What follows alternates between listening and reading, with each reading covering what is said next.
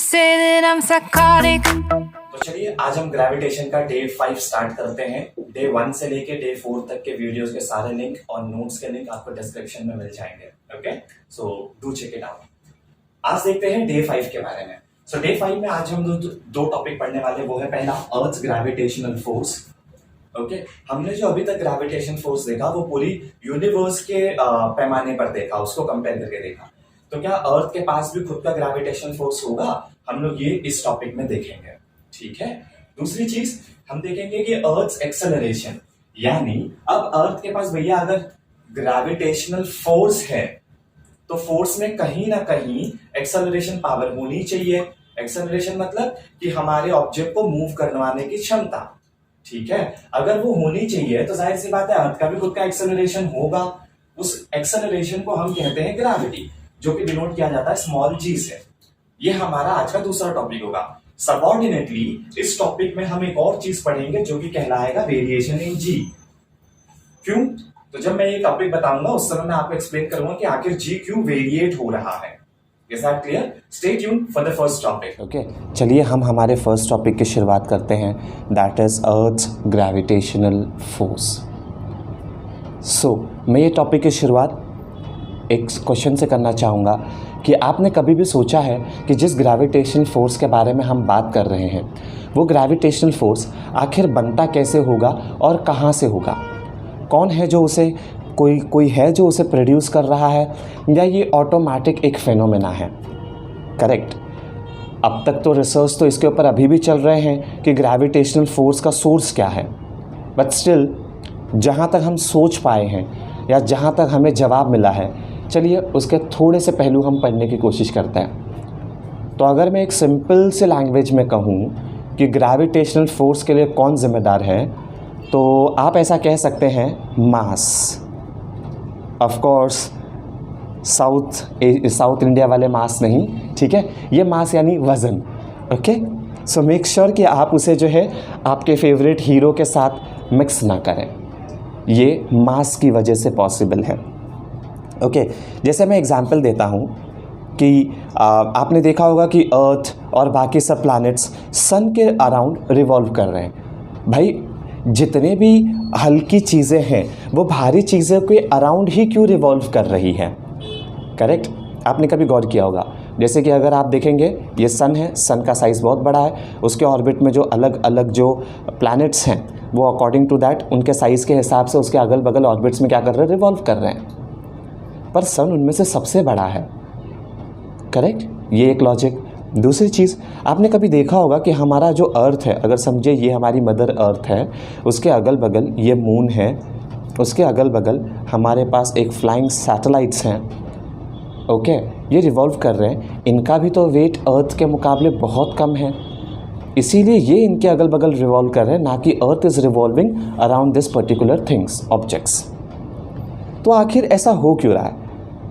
तो जैसा मैंने बताया कि मे बी इसके पीछे का जो रीज़न है वो है मास। जिसका मास सबसे ज़्यादा वो दूसरे ऑब्जेक्ट को अपनी ओर अट्रैक्ट करेगा। एक पॉइंट यहाँ पर नोट करिएगा कि दोनों जो ऑब्जेक्ट्स हैं ये दोनों ही एक दूसरे की तरफ अट्रैक्ट करते हैं ग्रेविटेशन के केस में। पर जो भारी होगा, जो हैवियर होगा, उसके पास पावर ज़्यादा होगा। जो आगे जाके ग्रेविटेशनल आप पावर में पढ़ेंगे भी, अर्थ से ग्रेविटेशनल फोर्स में जाकर आगे आप पढ़ेंगे भी। ओके, डोंट वरी, मैं सारी चीज़ें एक्सप्लेन करूँगा। तो इसका वेट ज़्यादा है, अगर इसका मास ज़्यादा है तो ये हल्की चीज़ों को अपनी तरफ क्या करेगा, अट्रैक्ट करने की कोशिश करेगा। नियम तो यही है, क्योंकि फिज़िक्स कहता है कि जो भी चीज़ हाइयर पॉइंट पर रहेगी, हाइयर पॉइंट से लोअर पॉइंट पे ही क्या करती है, फ्लो करती है। तो भारी चीज़ हल्की चीज़ को खींचने की अपनी तरफ कोशिश करेगी।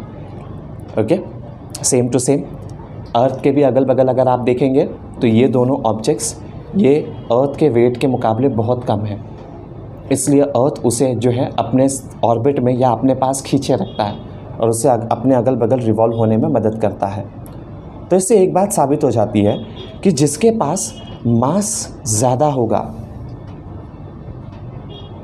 more the mass is, more the power is।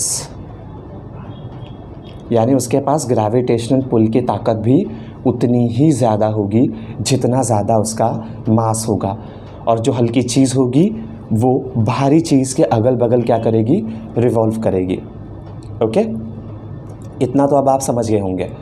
और इसी पुलिंग पावर को आप ऐसा कह सकते हैं, जो हैवियर मास है, जो लाइटर मास को अपनी तरफ पुल कर रहा है, उसी पुलिंग पावर को हम समराइज़ करके ये कह सकते हैं कि यही हमारा ग्रेविटेशनल फोर्स है। यही क्या है हमारा ग्रेविटेशनल फोर्स। अब डेफिनेटली अर्थ का भी अपना एक मास है। अगर अर्थ का मास है तो अर्थ के पास भी ये पुलिंग पावर होनी चाहिए। भले ही बाकियों के मुकाबले कम है या ज़्यादा है, ये दूसरी बात है, पर अर्थ का अपना खुद का एक पुलिंग पावर होना चाहिए, जिसे हम कहेंगे earth's gravitational force. Is that clear?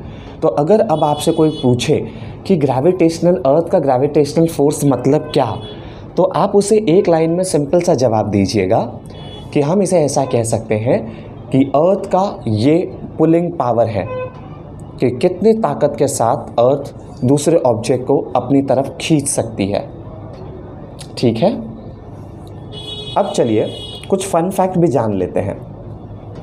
अब देखिए, इस पूरे यूनिवर्स में हल्की भारी चीज़ें घूम रही हैं आसपास, करेक्ट? तो अगर मास घूम रहा है पूरे यूनिवर्स में, सो ग्रेविटेशनल फोर्स भी होना चाहिए। क्यों? क्योंकि मास है तो पुलिंग पावर होगा। Pulling power is equivalent to gravitational force. तो अगर पूरे यूनिवर्स में मास का एक ज़रा सा भी अगर टुकड़ा है तो ग्रेविटेशनल फोर्स तो एग्जिस्ट होना ही चाहिए। इसलिए न्यूटन ने कहा था कि मेरा जो ये ग्रेविटेशनल फोर्स है ये पूरे यूनिवर्स में फैला हुआ है, इसलिए उसका नाम है universal law of gravitation. Okay, hope so आपको ये टॉपिक समझ में आया होगा। डे 5 में अभी तक हमने देखा अर्थ ग्रेविटेशनल फोर्स के बारे में, और हमें कम से कम इतना तो समझ में आ गया कि सारा खेल किस चीज का है, मास का। सारा खेल किस चीज का है गाइस? रिमेंबर, मास का खेल है। अगर आपने वो वीडियो को बिना फॉरवर्ड किए देखा होगा तो आपको पता होगा कि मैंने उसमें एक्सप्लेन किया है कि सब खेल मास का है। सो अब हमारा जो नेक्स्ट टॉपिक है वो है earth's acceleration, that is gravity, small g. इस टॉपिक की शुरुआत से पहले मैं आपसे 3 सवाल पूछना चाहूंगा। पहली चीज कि कभी भी अगर आप देखें तो कोई भी ऑब्जेक्ट आप ऊपर की तरफ फेंकते हैं तो आखिर धीरे धीरे धीरे धीरे उसकी वेलोसिटी कम क्यों होने लगती है? जैसे अगर मैंने एक ऑब्जेक्ट में, समझिए कोई यहाँ पे पर्सन है, तो किसी ऑब्जेक्ट को यहाँ से फेंकते हैं, एक सर्टेन पॉइंट पे जाने के बाद उस ऑब्जेक्ट जो है यहाँ से जैसे जैसे वो ऊपर जाएगा उसकी वेलोसिटी धीरे धीरे कम होने लगती है। दूसरी चीज, ये ऑब्जेक्ट इस पॉइंट पर जाकर कहीं पे भी जाकर ऊपर वो रुक क्यों जाता है? और तीसरा सवाल कि अगर ये यहाँ रुक जा रहा है तो फिर ये वापस नीचे क्यों गिर रहा है? करेक्ट? ये अगर आप सोचेंगे अपनी लाइफ में तो आपको automatically earth acceleration, that is gravity के बारे में पता चल जाएगा। हम सभी को मालूम है कि अर्थ का खुद का ग्रेविटेशनल फोर्स है, करेक्ट, जिसके जरिए उन ऑब्जेक्ट्स को वो क्या कर सकता है, मूव कर सकता है या अपनी ओर अट्रैक्ट कर सकता है। ठीक है, मूव करने का मेरा ये बिल्कुल भी संदर्भ नहीं है कि मूव करने का मतलब होता है कि यहाँ कोई ऑब्जेक्ट स्टेशनरी पोजीशन पर रखा तो उसे अपनी ओर खींच गया। ठीक है, मूव करने का मतलब है जो आपको ग्रेविटी के बारे में बताएगा। मेरा रिलेशन यहां से है। ओके, अब समझिए कि अर्थ एक्सेलरेशन, ग्रेविटी आखिर होती क्या है। तो ग्रेविटेशन फोर्स करता क्या है कि हर ऑब्जेक्ट को अपनी तरफ अट्रैक्ट करने की कोशिश करता है, लेकिन अगर आपका ऑब्जेक्ट जो है उसके रेफरेंस से थोड़ा सा दूर है, वो स्टेशनरी पोजीशन पे नहीं है, तो अर्थ जो रहता है उस ऑब्जेक्ट को अपनी तरफ खींचेगा। अब आप जो है किसी भी स्टेशनरी ऑब्जेक्ट को अपनी तरफ जब खींचते हैं तो हम उसे क्या कहते हैं? सिंपल सी भाषा में हम उसे कहते हैं उस ऑब्जेक्ट को एक्सेलरेट करवाना। तो अगर अर्थ के पास भी ऐसी कोई प्रॉपर्टी है जिसकी वजह से वो आपके ऑब्जेक्ट को एक्सेलरेट करवा सके, तो उसी प्रॉपर्टी को हम कहते हैं ग्रेविटी। याद रखिएगा कि ग्रेविटेशन और ग्रेविटी दो अलग अलग चीजें हैं। ग्रेविटेशन ये एक तरह का फोर्स होता है, जबकि ग्रेविटी, जो कि स्मॉल जी से डिनोट किया जाता है, वो एक तरह का एक्सेलरेशन है। Is that clear? ठीक है, तो मैं इन तीनों सवालों का जवाब जो है ना आपके आखिरी क्वेश्चन से शुरू करता हूं कि क्यों ऑब्जेक्ट नीचे ही गिरता है। तो देखिए, अगर आप जो है ना किसी भी आप जो है प्लैनेट के अगर सरफेस पर है तो उसका खुद का एक ग्रेविटेशनल इंपैक्टिंग एरिया होगा, करेक्ट। अगर वो ग्रेविटेशनल इंपैक्टिंग एरिया के अंदर आपका ऑब्जेक्ट है और आप उस ग्रेविटी के अपोजिट में कोई भी चीज थ्रो करते हैं और वो ऑब्जेक्ट एक सर्टेन पॉइंट पर जाकर रुक जाए तो तुरंत वो उस ऑब्जेक्ट को क्या करता है, ग्रेविटी अपनी ओर खींचना चालू कर देता है, यानी उसको अपना एक्सेलरेशन देकर उसे जमीन की ओर दोबारा से पुल कर लेता है। इसीलिए कोई भी ऑब्जेक्ट आप ऊपर फेंकें तो बाय डिफॉल्ट नीचे ही गिरेगा। दूसरी चीज कि आगे तो फिर ये ऑब्जेक्ट यहां जाके हाईएस्ट पोजीशन पे रुका क्यों? तो देखिए, सिंपल सी बात है गाइस कि जब भी आप कोई ऑब्जेक्ट थ्रो करते हैं तो आप अपनी ओर से उसे एक्सेलरेशन या फिर मैं कहूं तो फोर्स देते हैं। वो फोर्स का एक लिमिटेशन होगा, खास करके जब उस ऑब्जेक्ट को आप ऊपर की तरफ फेंक रहे हैं, यानी आपने जो फोर्स दिया है वो यहां से यहां तक के लिए ही दिया है, करेक्ट। यहां पॉइंट पे, इस पॉइंट पे जाते ही आपका फोर्स क्या हुआ, खत्म, और ये ऑब्जेक्ट क्या हो गया, रेस्ट पोजीशन पे आ गया। अब आपको समझ गया कि ऑब्जेक्ट क्यों एक हाइट पर जाने के बाद रेस्ट पोजीशन पे आ जाता है, क्योंकि हमारा दिया गया फोर्स या हमारा दिया गया एक्सेलरेशन उस पॉइंट पर खत्म होता है। उसके बाद यहां से अर्थ का रोल चालू हो जाएगा। अब रह गया आपका पहला सवाल कि हर एक ऑब्जेक्ट का फिर वेलोसिटी स्लो क्यों हो रहा है। तो उसका सबसे बड़ा रीजन है आपकी ग्रेविटी, क्योंकि आप ग्रेविटी क्या करती है, हर चीज को अपनी तरफ खींच रही है, पर आप उसके अपोजिट में वो चीजें फेंकने की कोशिश कर रहे हो, ऑब्जेक्ट को थ्रो कर रहे हैं। तो ग्रेविटी लगातार, भले आप उसे ऊपर की तरफ फेंकना चाहते हो, ग्रेविटी लगातार उसे अपनी ओर खींच भी रही है, जिसकी वजह से आपका फोर्स धीरे धीरे क्या हो जाता है, रिड्यूस्ड हो जाता है। इसलिए अगर आप अगेंस्ट ग्रेविटी आप कोई भी ऑब्जेक्ट थ्रो करते हैं तो उसकी वेलोसिटी रिड्यूस होने लग जाएगी और एक पॉइंट पर आकर हो जाएगी 0। यही है आपका रेस्टिंग पोजीशन, ठीक है। तो अब अगर ये टॉपिक है अर्थ ग्रेविटी, अर्थ का एक्सेलरेशन है जिसे हम ग्रेविटी कह रहे हैं, तो क्या इसको कैलकुलेट करने का कोई फॉर्मूला भी है हमारे पास, किसी तरीके से हम इसे इवैल्यूएट कर सकते हैं? तो श्योर वी कैन, हम कर सकते हैं ऐसा। ओके, स्टे ट्यून, मैं आपको बताता हूं कि आखिर उसका क्या फॉर्मूला होता है और कैसे हम लोग उसे निकाल सकते हैं, इवैल्यूएट कर सकते हैं। तो चलिए अब देखते हैं कि जो ग्रेविटेशन के जो ग्रेविटी के बारे में हमने बात की है, आखिर उसका कोई एक्सप्रेशन है क्या, कोई फॉर्मूला है क्या? Let's try to get it. तो देखिए, सिंपल सी बात है कि ये हम ग्रेविटी के बारे में बात कर रहे हैं, पर हम शुरुआत कहां से करेंगे, फोर्स से। क्यों? क्योंकि हर फोर्स ही तो जिम्मेदार होता है एक्सेलरेशन के लिए। तो हम जो रियल लाइफ में फोर्स देखते हैं वो क्या होता है, F = m/a। ये हमारा रियल लाइफ न्यूटोनियन फोर्स है, करेक्ट, मास इनटू एक्सेलरेशन। लेकिन अगर आप ग्रेविटी के केस में कहेंगे तो ग्रेविटी के केस में ये जो एक्सेलरेशन होता है ये अर्थ के केस में डिनोट किया जाता है g से। सो a विल बिकम g। तो एक फॉर्मूला हो जाएगा F = mg। इसको पॉइंट नंबर 1 मार्क करेंगे। दूसरा, अगर आप ग्रेविटेशनल फोर्स के बारे में बात करेंगे, इसके बारे में, ग्रेविटेशनल फोर्स के बारे में अगर आप बात करेंगे तो ग्रेविटेशनल फोर्स का फॉर्मूला होता है F = G(m)m/r²। गाइस देखिए, यहाँ पे आप r लिखिए, d लिखिए, चॉइस इज योर्स, ठीक है। आप कौन सा डिस्टेंस कंसीडर कर रहे हैं दैट आपके ऊपर डिपेंड करता है, ओके। पर मैं यहाँ पे r लिखता हूँ फिलहाल, ये इसको मैं मार्क करता हूँ इक्वेशन नंबर 2। अब देखेंगे तो इक्वेशन नंबर 1, इक्वेशन नंबर 2 दोनों के लेफ्ट साइड तरफ फोर्स है। अगर फोर्स है दोनों के लेफ्ट की तरफ तो राइट का भी जो पैरामीटर है वो भी सेम टू सेम होना चाहिए। अगर मैं इक्वेट करूंगा तो मैं यहां लिखता हूं इक्वेटिंग इक्वेशन 1 एंड 2। ये दोनों इक्वेशन को हम इक्वेट कर लेते हैं। जैसे ही आप इक्वेट करेंगे तो आपको पता चलेगा कि mg = G(m)r²। अब देखिए, ये m से ये m हो जाएगा कैंसल, तो स्मॉल g का वैल्यू हो जाएगा G × m/r²। अब यहां पे अगर आप देखेंगे तो बहुत सारे कुछ सवाल भी आएंगे आपके दिमाग में। मैं उससे पहले ही आपको बता देता हूं कि एग्जैक्टली हुआ क्या है। तो देखिए, सबसे पहले तो ये मास और ये मास को मैंने कैंसिल किया। आप पूछेंगे कि सर ये वाले मास को क्यों नहीं कैंसिल कर दिया आपने? तो सिंपल सी बात है कि यहां जब हमने फोर्स कंसीडर किया था तो ये फोर्स के अंदर जो हमने मास कंसीडर किया ये उस ऑब्जेक्ट का है जिसे हम थ्रो करने वाले हैं। तो यहां पे आप देखेंगे तो 2 ऑब्जेक्ट्स आपको मिलेंगे, एक है आपका अर्थ, दूसरा जिस ऑब्जेक्ट को आप थ्रो करने वाले हैं, ऑब्वियसली अर्थ के बाहर नहीं। मैं आपको दिखाना चाहता हूं, इसके लिए मैंने उसको बाहर ड्रॉ किया है, ठीक है, तो आपको दिखाने के लिए बस ड्रॉ किया, तो समझिए ये मेरा ऑब्जेक्ट है। तो ये जो अर्थ है इसका मास मैं कंसीडर करता हूं कैपिटल एम दिखने के हिसाब से, और ये ऑब्जेक्ट जो है इस अर्थ के मुकाबले बहुत छोटा है, तो इसके लिए इसका मास कंसीडर करता हूं स्मॉल एम। तो जो मेरा फोर्स है पहला वाला फोर्स, न्यूटोनियन फोर्स, ये तो मेरे स्मॉल ऑब्जेक्ट के लिए निकाला जाएगा ना, क्यों? क्योंकि मेरे स्मॉल ऑब्जेक्ट को ग्रेविटी खींचने वाली है इधर, और ये जो है ये ग्रेविटेशनल फोर्स है। ग्रेविटेशनल फोर्स में भी देखेंगे आप तो दो फोर्स होता है, एक फोर्स यह आपका अर्थ, दूसरा दो मास होते हैं इसके अंदर, एक मास जो आपके अर्थ से बिलोंग करता है और एक मास जो आपके ऑब्जेक्ट से बिलोंग करता है। तो दोनों ही केसेस में अगर आप देखेंगे तो ये वाला जो छोटा वाला m है ये आपके ऑब्जेक्ट का मास है, तो ऑब्जेक्ट का मास ही ऑब्जेक्ट को मास को कैंसिल करेगा, इसलिए हमने छोटे m को छोटे m से कैंसिल किया, छोटे m को बड़ा m से कैंसिल नहीं किया।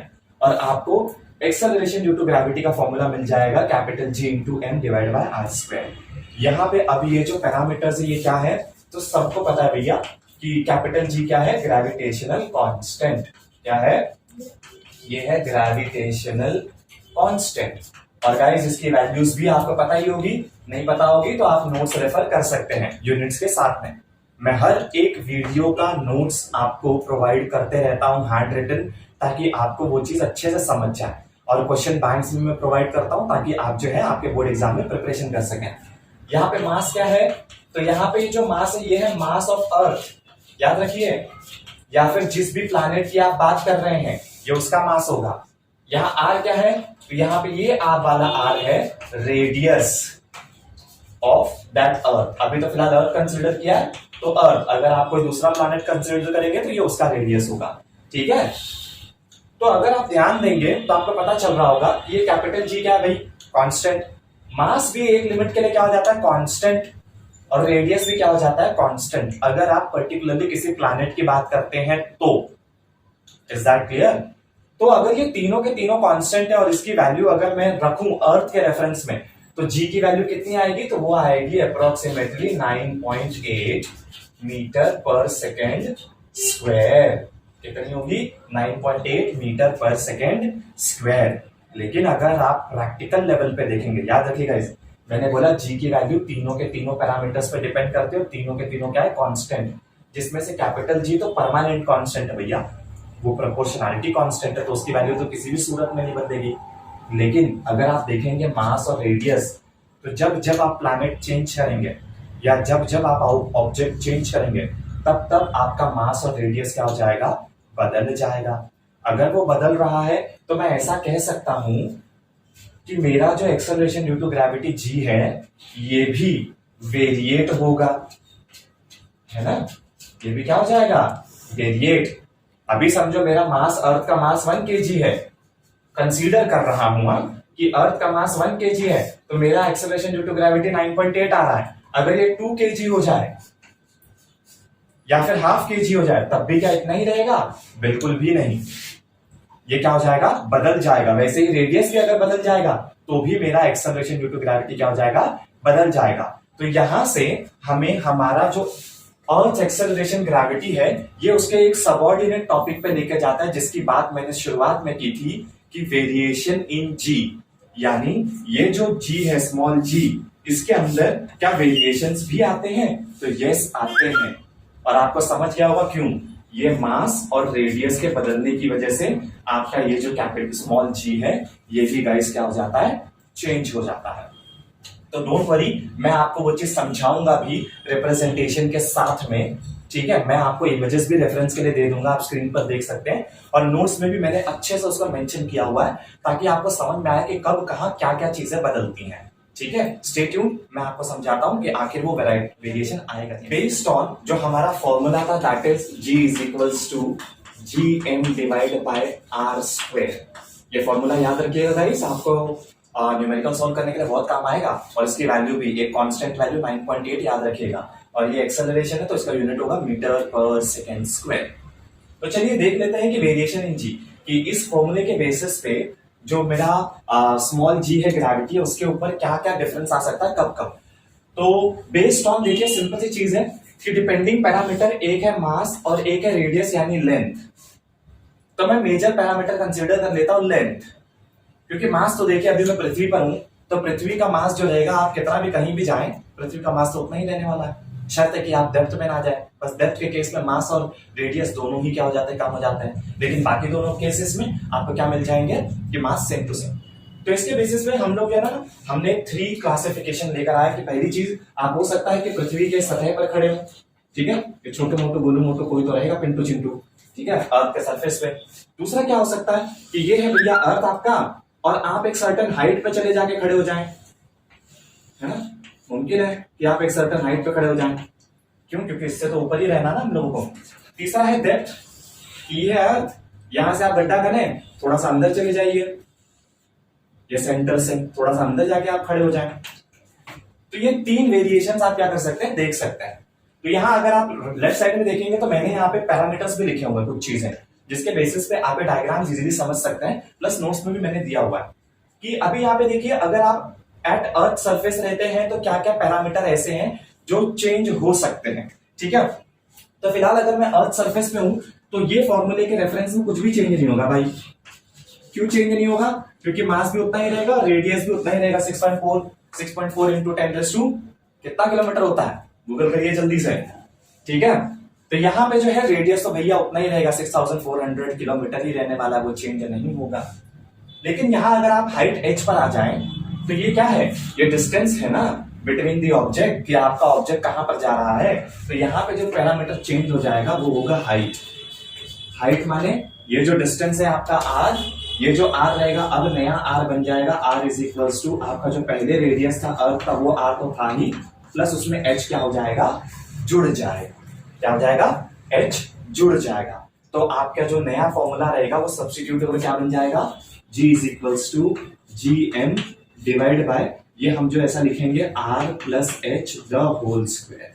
यहां वाले केस में क्या लिखेंगे, तो यहां वाले केस में लिखेंगे g is equals to gm divide by r square, क्योंकि कुछ भी चेंज नहीं हो रहा है भैया।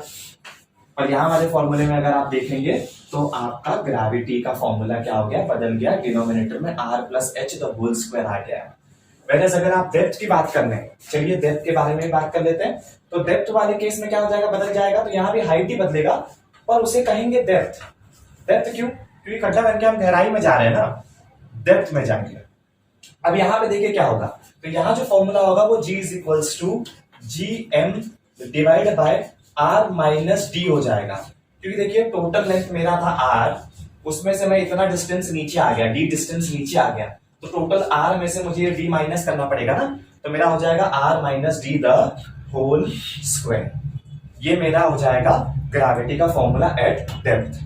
पर एक चीज यहाँ पे याद रखिएगा, डेप्थ के केस में मास भी क्या होता है, रिड्यूस होता है, क्योंकि जब आप गहराई में जाएंगे तो जिस रेफरेंस से आप नया रेडियस बनाएंगे तो उसका बाहर का मास भी क्या हो जाएगा, एलिमिनेट, या आपके लिए किसी काम का नहीं रहेगा। तो यहाँ पे दोनों पैरामीटर बदल रहे हैं एक्चुअली, मास भी बदलेगा और आपका रेडियस भी बदलेगा, ठीक है। पर उसको ज्यादा इतना भाव मत दीजिएगा, क्योंकि आगे हम लोग को पढ़ना है कि क्या क्या चीजें बदलने वाली है, ठीक है। तो अब आइए रिलेशन में देख लेते हैं। तो अगर आप रिलेशन के मायने में देखेंगे तो समझिए कि मैं मास हर जगह कांस्टेंट अगर रख दूं तो भैया ये जो है g की वैल्यू, ये रिलेशन अगर आप देखेंगे तो g is directly inversely proportional to r square हो जाएगा, ठीक है। ये केस में देखेंगे तो g is inversely proportional to r plus h the whole square. देखते जाइए कि g कैसे बदल रहा है, क्योंकि यही आपका आंसर देगा अंत में कि g आखिर बढ़ेगा या कम होगा। और यहाँ पे g के केस में directly proportional to r minus D the whole square. Okay, तो अब देखिए यहाँ पे साफ साफ नजर आ रहा है कि एक्सेलरेशन ड्यू टू ग्रेविटी किसके ऊपर, r के ऊपर डिपेंड करता है। अगर r कम हो गया भाई तो डेफिनेटली आपका g का वैल्यू क्या हो जाएगा, बढ़ जाएगा, यानी अर्थ का रेडियस अगर कम होते गया तो एक्सेलरेशन ड्यू टू ग्रेविटी क्या हो जाएगा, बढ़ जाएगा। लेकिन अगर आपका r का वैल्यू बढ़ गया तो आपका एक्सेलरेशन ड्यू टू ग्रेविटी क्या होने लगेगा, धीरे धीरे रिड्यूस हो जाएगा, क्योंकि डिनोमिनेटर में कोई टर्म बढ़ेगा तो डेफिनेटली न्यूमरेटर क्या हो जाता है, रिड्यूस्ड। तो अगर मैं इफेक्ट देखूंगा तो फिलहाल अगर मैं नॉर्मल ही देखूं तो ये 9.8 है, तो ये जिंदगी भर 9.8 मीटर पर सेकेंड स्क्वायर ही रहेगा भाई। अगर r बदल गया तो उसके हिसाब से g का वैल्यू भी क्या हो जाएगा, बदल जाएगा। इसीलिए आप देखेंगे कई किताबों में तो कुछ जगह पे 9.6 मीटर पर सेकेंड स्क्वायर लिखा रहता है, कुछ जगह पे 9.8, कुछ जगह पे 9.76, है ना। ये ऐसा क्यों वैल्यूज दिया जाता है, रेंज में, क्योंकि आपको पता है, हम सबको पता है कि हमारा अर्थ का जो रेडियस है हर जगह एक जैसा तो है नहीं, कुछ कुछ जगहों पे क्या हो जाता है, चेंज हो जाता है। तो अगर मैं आर को कांस्टेंट रखूं वैसे का वैसे हर जगह, मान के चलूं कि 6400 किलोमीटर ही है, तब तो भैया 9.8 हर जगह रहेगा और इसमें कोई ज्यादा बदलाव खास आएगा नहीं। लेकिन अगर आप सेकंड वाले पैरामीटर पे आ जाए, हाइट h पर, इस केस में देखिए तो आपका जो डिस्टेंस है वो बढ़ ही रहा है, कम तो हो नहीं रहा है। और डिस्टेंस अगर बढ़ रहा है तो बाय डिफॉल्ट डिनोमिनेटर बढ़ेगा तो न्यूमरेटर घटना चाहिए। तो मैं कंक्लूड कर सकता हूं कि मेरा जो एक्सेलरेशन ड्यू टू ग्रेविटी है एट हाइट h क्या हो जाएगा, कम हो जाना चाहिए, यानी इस पे जो असर पड़ेगा वो हो जाएगा डिक्रीज, कि भाई क्या हो जाए, डिक्रीज हो जाए। समझ रहे हैं आप? ओके, कि एक्सेलरेशन ड्यू टू ग्रेविटी क्या हो जाएगा, डिक्रीज हो जाएगा। अब आ जाइए थर्ड वाले पैरामीटर पे आ जाइए। अगर आप थर्ड वाले पैरामीटर पे आते हैं तो यहाँ पे r माइनस डी, यानी आपका रेडियस कम हो रहा है, बराबर है ना, रेडियस आपका क्या हो रहा है, कम हो रहा है। तो जाहिर सी बात है रेडियस कम होगा तो एक्सेलरेशन ड्यू टू ग्रेविटी क्या हो जाना चाहिए, बढ़ते जाना चाहिए, करेक्ट। लेकिन इस केस में होगा इसका थोड़ा सा उल्टा। क्यों? क्योंकि जैसे जैसे आपका रेडियस कम हो रहा है गाइस, वैसे वैसे आपका मास, यानी जो m मास है वो भी, उसका इंपैक्टिंग मास भी क्या होता जाएगा, कम होते चला जाएगा ना। तो इसके लिए आपका यहाँ पे एक्सेलरेशन ड्यू टू ग्रेविटी भी क्या हो जाएगा, डिक्रीज होने लगेगा। तो आप डेप्थ में जाएंगे तो एक्सेलरेशन ड्यू टू ग्रेविटी क्या होगा, जो है डिक्रीज होगा। और जैसे जैसे आप जो है सेंटर पे आ जाएंगे अर्थ के, वहां पे एक्सेलरेशन ड्यू टू ग्रेविटी क्या हो जाएगा, जीरो। क्या हो जाएगा, जीरो। तो आप जो है ना विस्तार से मेरे नोट्स के अंदर ये सारे पैरामीटर्स देख सकते हैं जो मैंने यहाँ पे ड्रॉ किए हुए, ताकि आप एग्जाम पॉइंट ऑफ व्यू से उनका इस्तेमाल कर सकें। ओके, तो ये हमारे डे 5 का यहीं पे दी एंड होता है। मैं फिर से समराइज कर देता हूं कि हमने देखा क्या क्या। तो हमने देखा अर्थ ग्रेविटेशनल फोर्स, दूसरा हमारा earth acceleration that is gravity small g, और उसके अंदर जो आया था रेडिएशन वो। ओके, तो अब हम मिलते हैं डे 6 के अंदर, जहां पे हम दो टॉपिक्स देखेंगे, जैसे mass and weight and free fall. Okay, अब ये क्या है, कंसेप्चुअल टॉपिक्स हैं जो आपको इजीली कवर हो जाएंगी और आप आसानी से उसे पढ़ सकते हैं। एग्जाम पॉइंट ऑफ व्यू से इंपॉर्टेंट भी है next topics. Okay, stay tuned, thank you for watching this video.